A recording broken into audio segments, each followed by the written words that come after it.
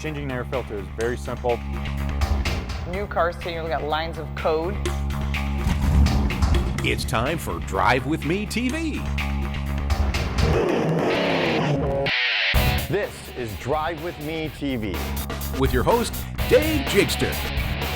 So get behind the wheel with me, Dave Jigster, for Drive With Me TV.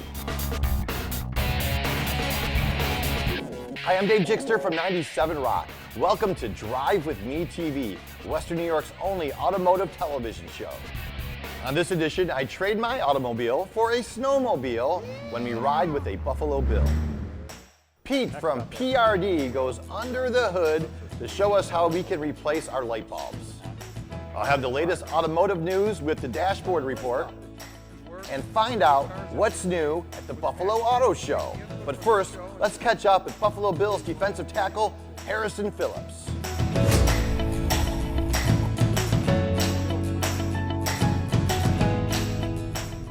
So Harrison, finally some snow here in Western New York.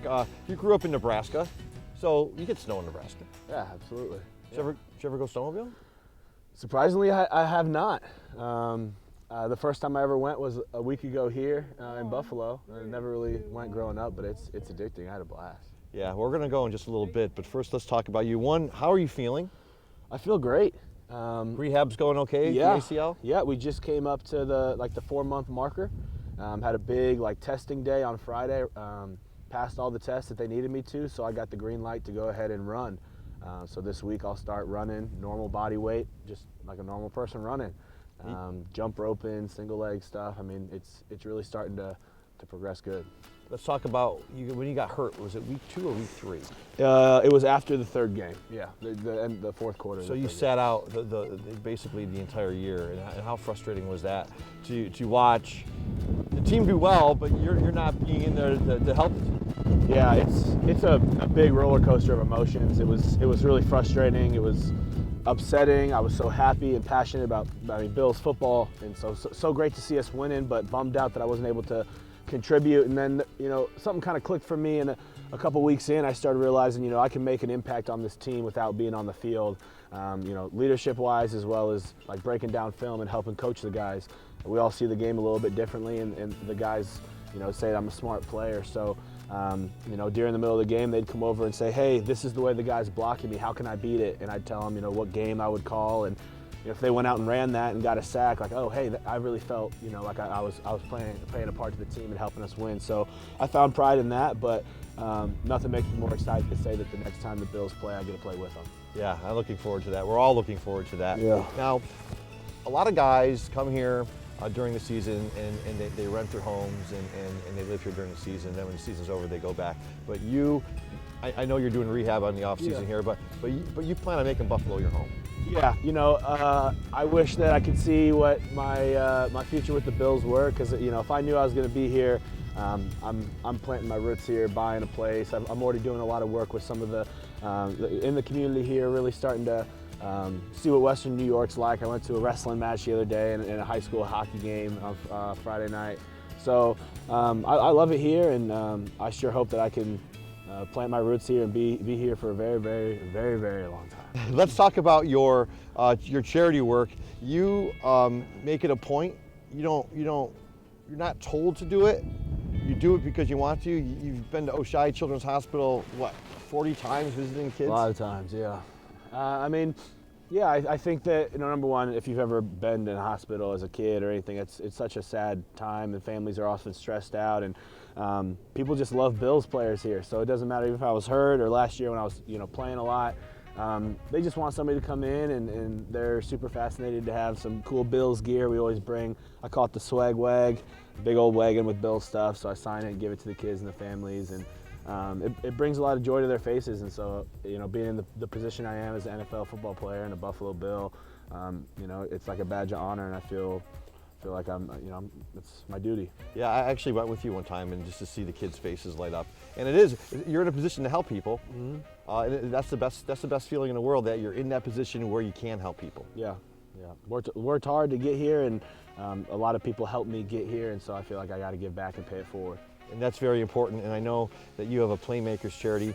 Let's talk about that too, but your main thing is helping kids and teaching them to pay it forward as well. Yes, yeah, and I think it's so important because it doesn't matter your capacity. I mean, you know, I work with kids with developmental differences and special needs, and I've worked with a couple places here in Buffalo and Western New York. Born Hava is a preschool that I work with pretty closely. But you know, being a playmaker, you know, it's really fun. We encourage these kids to learn all the character values and great things that come with playing sports. You know, just like Unified does with Special Olympics, and so we provide that platform as well. But then we also tell these kids, you know, it doesn't matter what your abilities are. You can find some way to pay it forward, some way to help out. And so when I was, you know, I had surgery on both of my knees and I can't really walk. Some of these kids would come over and bring me a meal, or, you know, help, you know, fill up my game ready with ice. They, you know, because they make could walk. You some get well cards, which you got. Yeah, I had thousands of get well cards, and so it was really cool for our holiday thing. What we did at Ilios and did a toy drive and brought them to High Point, where, you know, that's under Oshai's umbrella. With some kids with some severe genetic differences. So it's just awesome to pay it forward, and I got another event coming up in March, so yeah, we're excited. Well, that's great stuff, and I tell you what, we finally got some snow here in Western New York. You haven't seen a Buffalo blizzard yet, have you? No, I'm waiting for the lake effect. Yeah. I want to not be able to drive my car. I want to have to get picked up in a snowmobile to go do my rehab. Yeah, let's hope that happens. You know, a good storm, good I just- old-fashioned Buffalo storm. I just got to make sure that I get groceries before I hit. You know, I don't want to run out of food. You are becoming a Buffalo guy. Yeah, Yeah, I think You're so. waiting for the storm. I love it. Yeah. All right, let's take a ride. Is driving the snowmobile similar to driving your Jeep over there? I know you're a big Jeep guy. Yeah, I am a big Jeep guy. Driving is nothing compares to driving a snowmobile.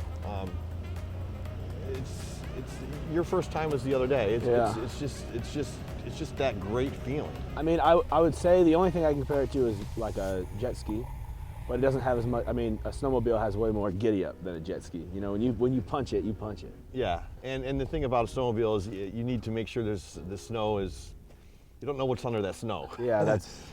There's a lot of great trails here in the Western New York area that are groomed, and it's like driving on glass. It's great. Then you can open it up and feel free. Yeah. What is your favorite car? So first car I ever had was like a '96 Tahoe, 225,000 miles on it. Oh, I loved it. I like Tahoes. I drive a 4Runner Toyota.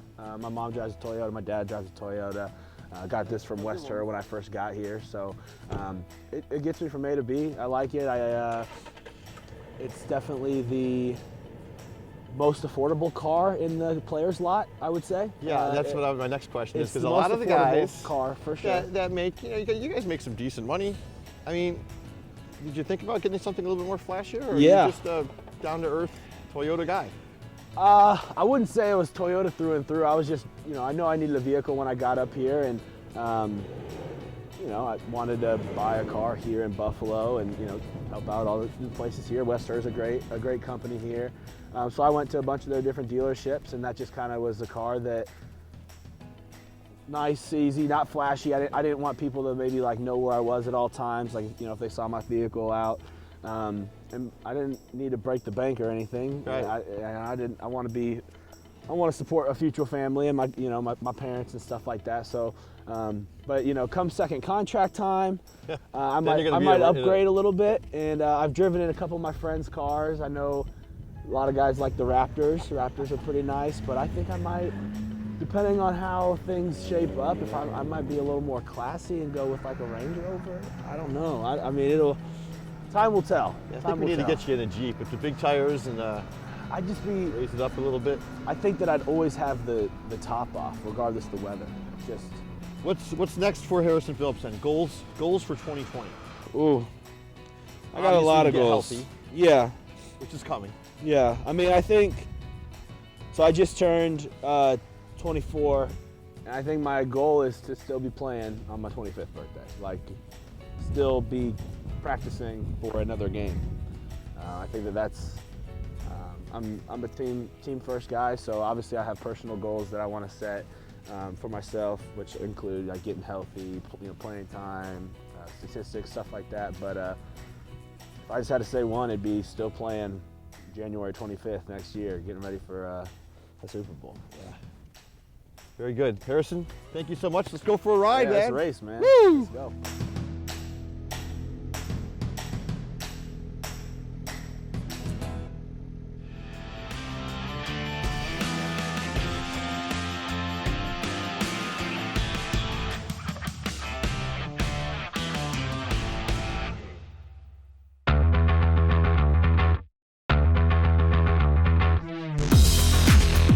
Let's catch up with some automotive news with the dashboard. It's tough to plan out what you're doing next weekend, let alone 5 years from now. Luckily, car purchases tend not to come up all that frequently for most Americans, meaning it's probably a lot easier to think longer term about your next ride. Here are some upcoming models to perk your interest. From Car and Driver, here are just a few. First up, the 2020 BMW i4. BMW will add to its two-car electrified i lineup, which currently consists of the i3 electric hatchback and the i8 plug-in hybrid sports car, and the i4 sedan coming in 2022. This entry into the field will set you back a mere $50,000. Here comes the 2020 Chevy Tahoe. The next generation Chevy Tahoe is poised to make a big change. It'll switch from a trucky solid rear axle to a more car-like independent rear suspension. Lots of people will love this newer version. The 2021 Ram Dakota. Chrysler's midsize Dakota pickup is making a comeback. This time, it falls under the Ram brand name instead of Dodge. It'll cost less than the similar sized Gladiator that Fiat Chrysler automobiles sell through the Jeep brand. Unsurprisingly, the Ram Dakota will share its underpinnings with that Jeep and likely be built in the same Toledo, Ohio facility. The 2021 Rivian R1T will be like any other pickup truck on the road when it appears later this year, mostly because it won't require any trips to the gasoline or diesel pumps. That's right, it's electric.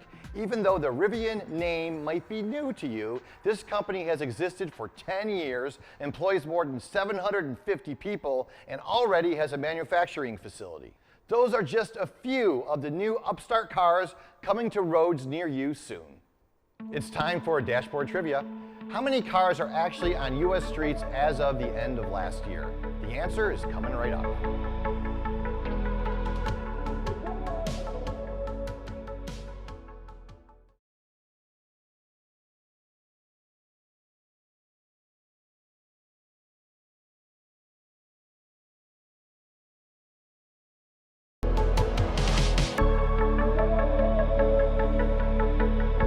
Welcome back. Here's the answer to our dashboard trivia question. How many cars are actually on the streets of the United States as of the end of last year? The total number is 276 million cars on US streets and roads, making this the biggest market in the world. Do you know how to change your light bulb? Let's go under the hood with Pete from PRD Performance. I'm Pete with PRD Performance, and this is Under the Hood.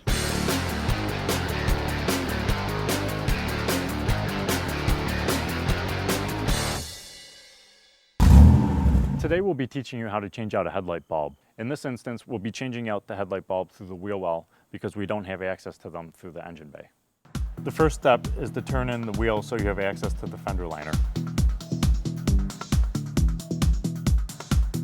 The next step after turning in your wheel is to undo any clips or screws that are holding on your fender liner. After you undo any clips or screws holding on the fender liner, you'll want to pull down the fender liner so that way you have access to the back of the headlight. Now that you have the fender liner off, take off the cap to gain access to the headlight bulb.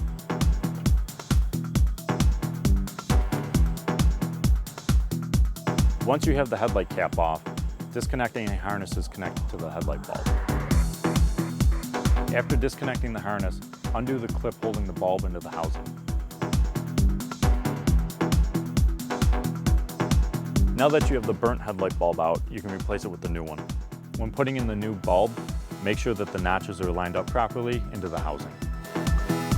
Now that the bulb is replaced, it's as simple as reversing the steps you did to take it out. You'll want to reconnect the harness. Next, we'll reinstall the headlight cap into the housing.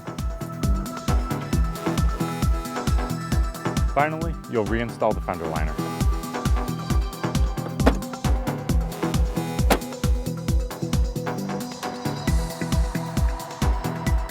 That's it for this edition of Under the Hood.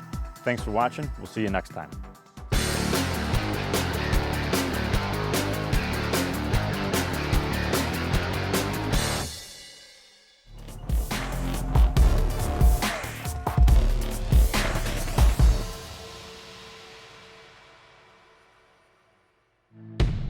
When we come back, what's new at the auto show?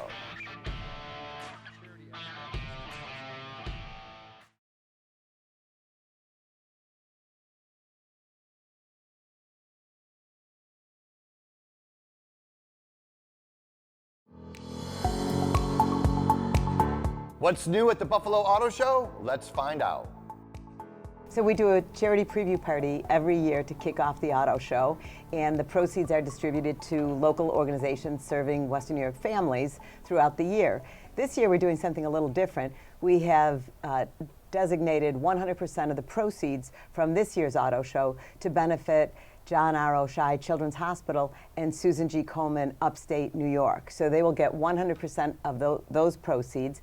And in addition to that, we have made other grant commitments to organizations serving Western New York, like Wings Flights of Hope, Exploring More Children's Museums, and a number of others. And we will also contribute those funds, but from our charitable foundation assets. So it's a big night for Western New York. We hope to raise 6 figures. That's always our goal, and we usually get pretty close, and we do that through the support of our great media partners and dealers and people in the community who want to come out and have a great time and see the cars when it's not crowded, and there's gourmet food stations and bars and martini luge and valet parking. It's really a wonderful way to see the auto show. So that party is Heels and Wheels, and that's Wednesday, Feb 5th. Correct. And that's the big gala night. I know a lot of media people there, and a lot of the car dealers. You said it's kind of a reunion on some level for everybody that comes through. Is the general public invited to that? Absolutely. We typically have about 500 people, which, although it sounds like a lot, if you think of the vastness of the Buffalo Convention Center, it is not crowded. So people are able to get in the cars without lines, and it's just a great way to see the show. We don't really publicize it, but we would welcome people in the community. Most of the displays will be manned by women. So a lot of the female salespersons and managers working in our dealerships have elected to work that night because we think we're going to have a great turnout of couples and women. I mean, it's going to be a great like girls' night out on Thursday. I would direct everybody to buffalooautoshow.com. That's our website, and all of the information is there about advanced sale tickets and about the different events that are going on. Thursday night is Heels and Wheels. Friday night is Fortnite Friday. Saturday night is Hops and Horsepower. Craft beer tasting available when you come into the auto show on Saturday. And of course, the weekend is always designated for families. So we'll have, on Saturday afternoon, we'll have Gigamax, the huge robot that everyone loves, and SpongeBob. And then on Sunday, we'll have Gigamax and SpongeBob again, Sunday's Family Fun Day. Sure.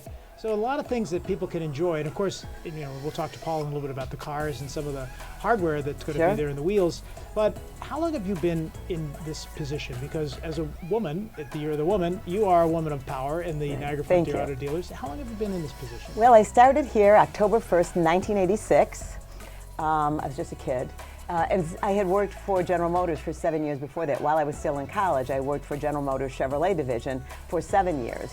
And when I left GM, I came here. And I started out on a per diem basis, going out, interviewing dealers about what their needs were in Western New York. Do you need training? What do you need? And it sort of evolved. I became the marketing manager, then the vice president, and now I'm executive vice president. So I work hand in hand with Paul on pretty much all of our programs and services, and I run our insurance division. So we do, health, dental, medical, vision, and workers' comp for all the auto dealers, and I run our charitable foundation, which is where my heart is. That's the fun part of my job.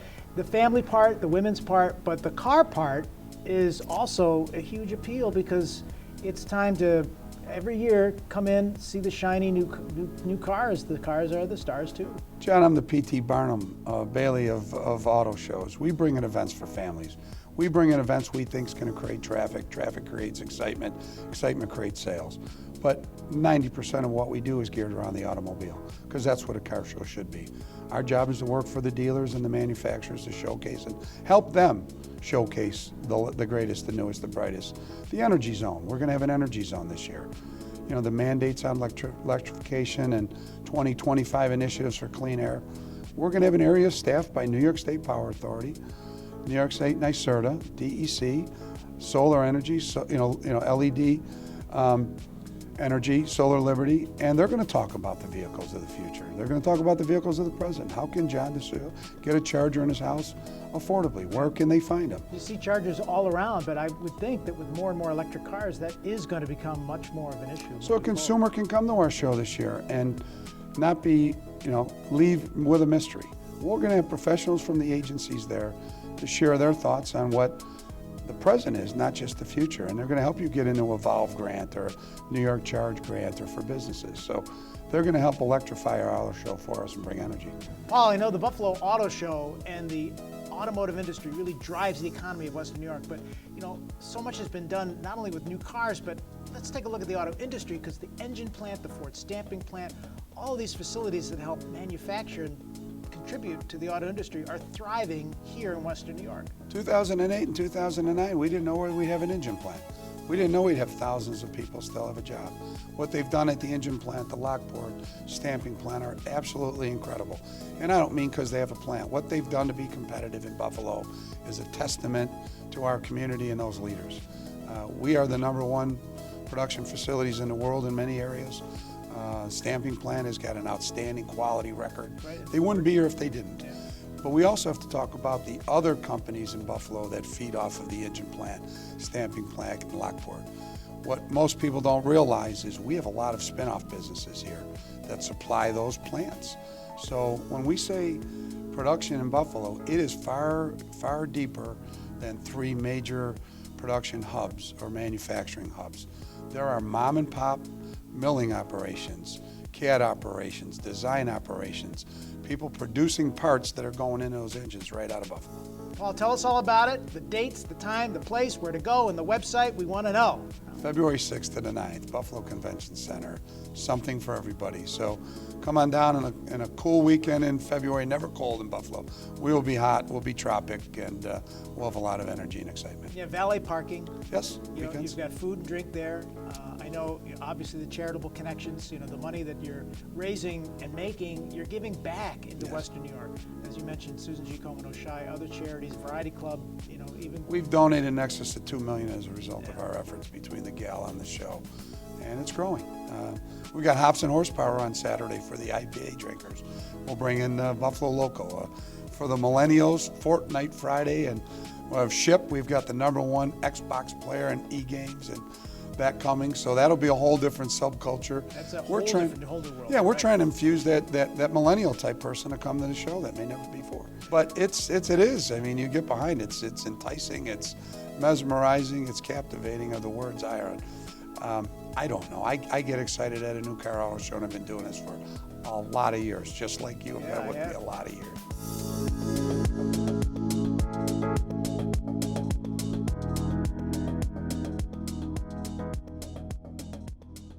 That's it for this edition of Drive With Me TV, Western New York's only automotive television show. Tell us what you think. Join the conversation at WBBZ-TV on Facebook and at WBBZ on Twitter. Thanks for watching on air and online.